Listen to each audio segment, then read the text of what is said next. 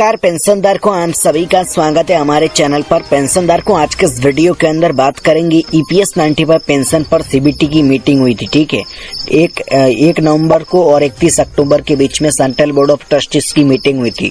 इस दौरान पेंशन धारकों के लिए बहुत अच्छी खबर क्या आई और पेंशन धारकों के लिए सीबीटी की मीटिंग के अंदर क्या हुआ, इसके बारे में मैं आपको बता रहा हूँ।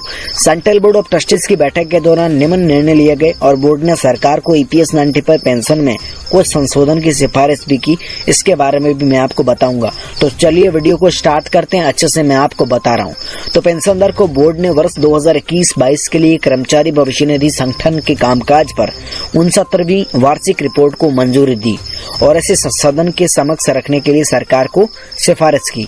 तो पेंशनधारक को एक तो बहुत अच्छी खबर है कि बोर्ड ने वर्ष 2021-22 के लिए जो कर्मचारी भविष्य निधि संगठन है यानी ईपीएफओ उसके कामकाज पर 69वीं वार्षिक रिपोर्ट को मंजूरी दी और इससे सदन के समक्ष रखने की सरकार को सिफारिश की। ठीक है, और दूसरी जो बोर्ड के अंदर जो निर्णय लिया गया वो ये था कि बोर्ड ने 2020-21 के लिए कर्मचारी भविष्य निधि योजना 1952 के जो कर्मचारी थे और 1995 और उनके कर्मचारी थे जिनका जमा जो है लिंक बीमा यानी ईडीएलआई योजना थी, उसमें 1976 के संबंध में लेख परीक्षित वार्षिक खाते को जो है मंजूरी दी थी।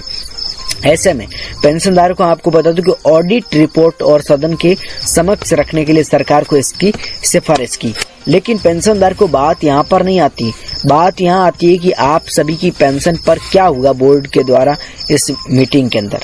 ठीक है, तो पेंशनधारकों आपको बता दो कि बोर्ड ने सरकार को ईपीएस में कुछ संशोधन की सिफारिश भी की। ठीक है, जो कि सदस्यों के लिए आनुपातिक पेंशन लाभ का विस्तार करने के लिए 34 वर्षों से अधिक के लिए और वर्ष 35 वर्ष के कम से कम 42 वर्ष से कम और उनके कारकों को शामिल करके विस्तारित करें। ठीक है, और 6 महीने से कम की सेवा वाले सदस्यों को भी निकासी लाभ और छूट के मामलों में और ईपीएस 95 से छूट रद्द करने का जो है समान हस्तांतरण जो मूल्य है उनकी गणना सक्षम करे। इसके बारे में भी बहुत कुछ हुआ। ठीक है, अगली बात करें, बोर्ड ने कर्मचारी भविष्य निधि संगठन की सूचना सुरक्षा जो नीति है उसको भी मंजूरी दी और ये नीति संगठन के भीतर लागू किए जाने के लिए आवश्यक विभिन्न सुरक्षा नियंत्रणों पर प्रकाश डालती है।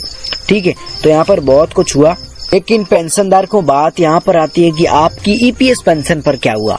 तो पेंशन पर कुछ नहीं हुआ। पेंशनधारकों ब्याज दर पर और बहुत सारे जो मुद्दे थे मैंने आपको बताए, उन मुद्दों पर विस्तार से चर्चा हुई।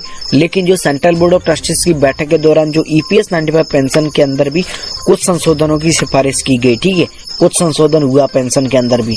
ठीक है, लेकिन उन संशोधनों को मैंने आपको बता दिया कि कौन कौन सा संशोधन हुआ है। ठीक है, ऐसे में आने वाले समय के अंदर जो भी जानकारी होगी, अपडेट होगी सुप्रीम कोर्ट से और सेंट्रल बोर्ड ऑफ ट्रस्टीज से भी कोई क्लू मिला तो मैं आपको अच्छे से समझाने और बताने की कोशिश करूंगा। ये वीडियो देखने के लिए आपका बहुत बहुत धन्यवाद।